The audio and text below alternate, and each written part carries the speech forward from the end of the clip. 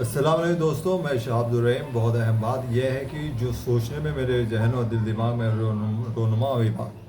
بات یہی رونما ہوئی کہ حقیقت چل کیا رہا ہے۔ ایک چیز ہے علم اور عمل اور دوسرا حکمت،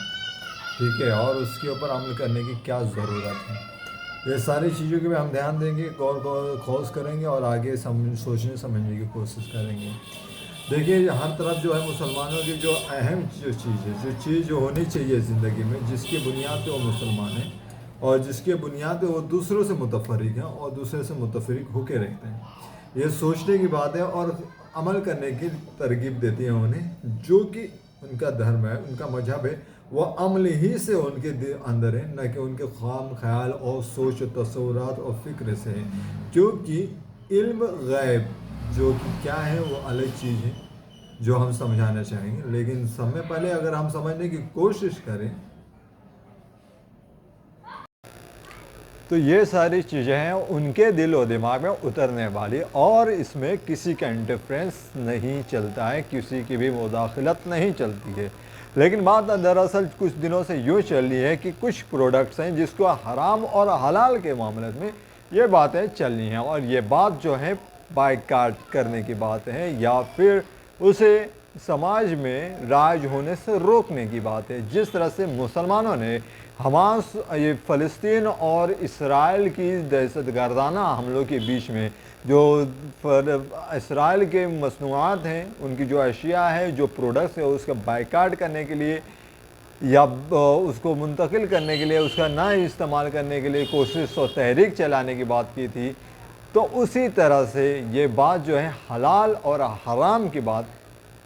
پیش آنے لگی، سامنے آنے لگی، جبکہ اہم مقصد یہ تھا کہ جو سودی نظام ہے وہ بھی حرام ہے۔ تو یہ حلال چیز کو ڈائریکٹ بلاک کر کے وہ حرام چیز کو آگے کرنا چاہتے ہیں۔ آپ کو اگر اس بات پہ بہت تحقیقاتی بات کی جائے اور آپ لوگوں کو سمجھانے کی کوشش کی جائے تو یہ بہت ہی گہرائی کے ساتھ بیان کرنا پڑے گا کہ حقیقت میں حلال کیا ہے، حرام کیا ہے۔ حلال دراصل ان شارٹ اگر آپ سمجھنے کی کوشش کریں مختصراً، تو